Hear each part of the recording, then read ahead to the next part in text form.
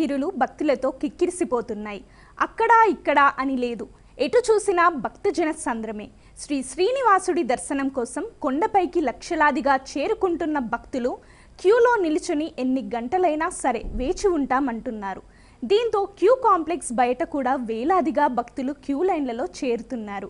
ఈ ఆదివారం శ్రీ వెంకటేశ్వర స్వామిని 97,000 మందికి పైగా దర్శించుకున్నారు. తిరుమల దర్శనాల్లో ఇది ఒక రికార్డుగా నిలిచిపోతోంది. రోజువారీ సగటు దర్శనాలు కూడా 75,000 స్థాయి దాటి మరింత పెరుగుతోంది. సోమవారం దాదాపు 80,000 మంది భక్తులు శ్రీవారిని దర్శించుకున్నారు. అయినా సరే క్యూ లైన్లు ఏమాత్రం తగ్గలేదు. వైకుంఠం క్యూ కాంప్లెక్స్ బయట శిలా తోరణం వరకు విస్తరించి ఉన్నాయి. ఎలాంటి టోకెన్లు, టికెట్లు లేని వారికి స్వామివారి సర్వదర్శనానికి దాదాపు 24 గంటల సమయం పడుతుందని తిరుమల తిరుపతి దేవస్థానం అధికారులు ప్రకటించారు.